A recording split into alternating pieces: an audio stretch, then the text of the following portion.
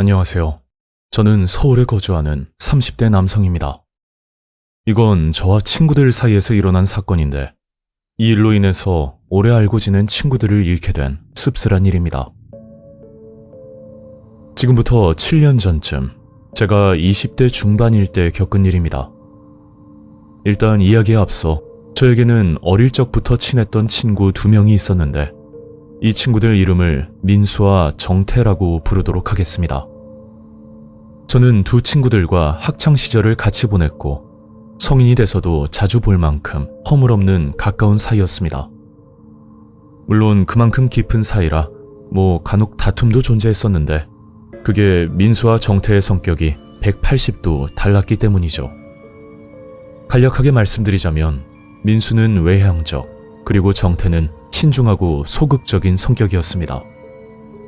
하지만 서로 티격태격하면서도 또 언제 그랬냐는 듯이 둘의 관계는 완만하게 유지가 되고 있었죠. 그러다 사건이 일어난 건 민수가 직장을 퇴사하고 난 뒤 벌어졌습니다. 한날은 민수가 술을 한 잔 사겠다며 저와 정태를 불렀고, 그날 술자리에서 사업에 관한 이야기를 하더라고요.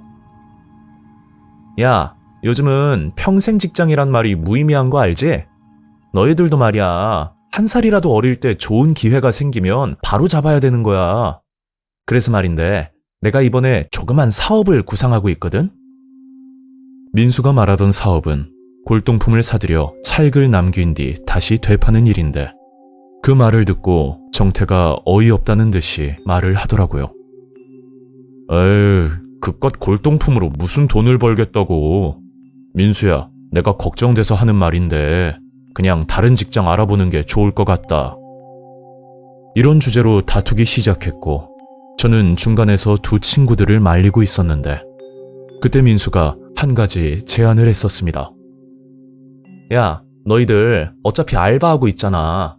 그냥 그러지 말고 이번 사업 같이 해보자.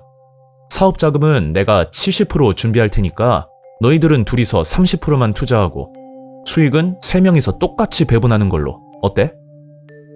민수의 제안을 듣고 나니 크게 나쁘지 않다는 생각이 들었고, 어차피 저와 정태는 서로 알바를 하면서 지내는 일종의 취업 준비생과 별다를 게 없었기 때문에 더 솔깃할 수밖에 없었습니다. 근데 민수야, 우리가 골동품에 대해서 전혀 모르는데 이게 동업이 가능해? 야, 친구 좋다는 게 어디야. 너희들은 나만 믿고 따라와. 내가 조만간 사업 계획에 대해서 말해줄게. 그 말과 함께 술자리는 끝이 났고, 일주일이 지난 뒤 다시 저희들은 만나게 되었죠. 그날 민수에게 사업에 관련하여 설명을 들었는데, 이게 듣다 보니 잘만 하면 돈이 될 것 같다는 느낌이 드는 겁니다.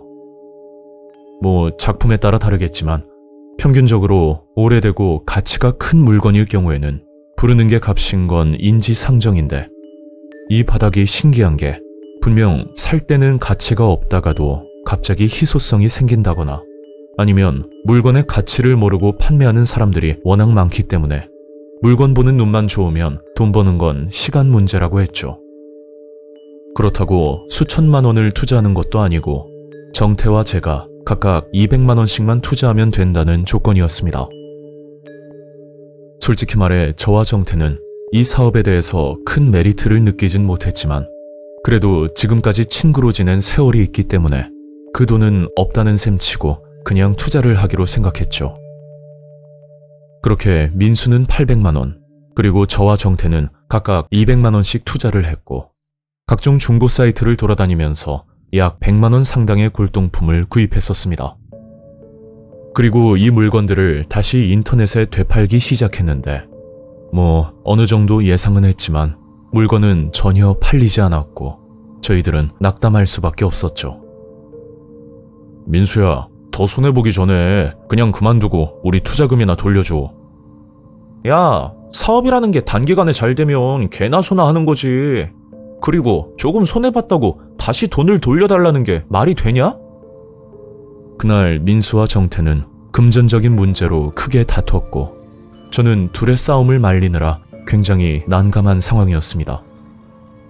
결국 정태는 집으로 가버렸고, 투자금을 돌려주지 않으면 평생 민수를 만나지 않겠다고 말을 하는데 그 말을 듣고 민수 녀석도 화가 났는지 마음대로 하라는 식으로 말을 하더라고요. 이미 말씀드렸지만 서로 싸우다가도 금세 풀렸던 사이라 잘 해결이 될 줄 알았지만 이번에는 결이 달랐습니다. 아마 금전적인 부분 때문에 더욱 그런 것 같은데 저는 중간 입장에서 누구의 편도 들어줄 수가 없었죠. 그렇게 한 달 정도 지났을 때 민수는 정태에게 투자금을 돌려주고 화해를 하려고 했지만 정태는 돈을 받았음에도 민수를 더 이상 만나지 않겠다고 하더라고요. 그러니 민수도 화가 날 수밖에 없었고 결국 둘의 사이는 되돌릴 수 없을 만큼 꼬여버렸습니다. 그러다 며칠 뒤 말 그대로 대박 사건이 일어났는데 그게 민수가 구입한 골동품을 무려 3배 이상으로 사겠다는 구입자가 나타났고 민수 말로는 나이가 진득하게 드신 중년의 남자였다고 합니다. 그 남자는 민수가 가져온 물건들을 비싼 가격에 구입을 했고 그 덕에 100만 원 정도의 차익을 남겨 처음으로 돈을 벌게 된 날이었죠. 저는 기쁜 나머지 정태에게 이 소식을 알렸는데 그 말을 듣고 정태는 다시 민수를 찾아와 정말 황당한 말을 하더라고요. 네가 그랬잖아. 수익이 나면 똑같이 배분한다며.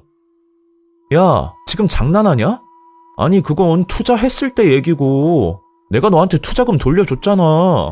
그럼 자동으로 계약 파기되는 건데 그걸 몰라서 묻냐? 제가 봐도 정태가 무슨 생각으로 저러는지 모르겠는데 민수가 돈을 버니까 무작정 찾아와 수익을 달라는 건 누가 봐도 비상식적인 행동이었죠. 내가 지금까지 너랑 알고 지낸 정이 있으니까 친구로서 마지막 기회는 줄게.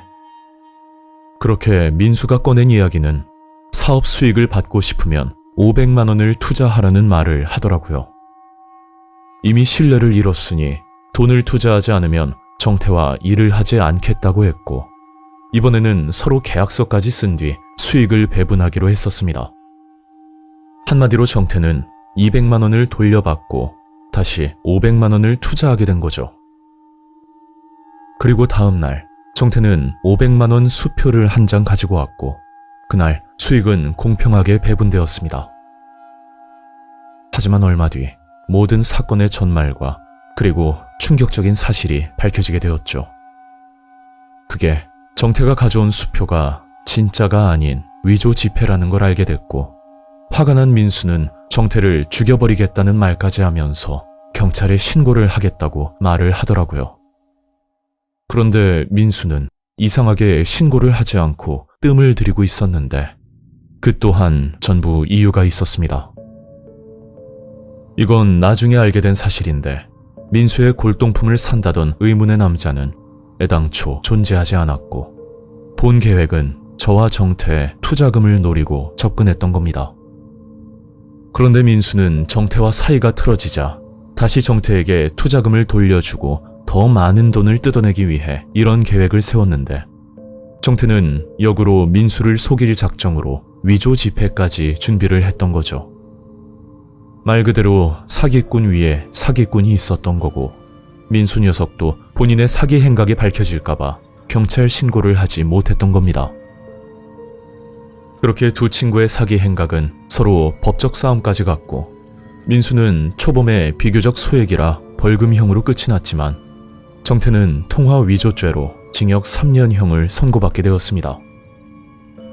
그 사건이 있고 난 뒤 저는 두 친구들과 연락을 끊게 되었고 가까운 관계일수록 금전거래는 조심해야 된다는 것을 다시금 깨닫게 되었죠.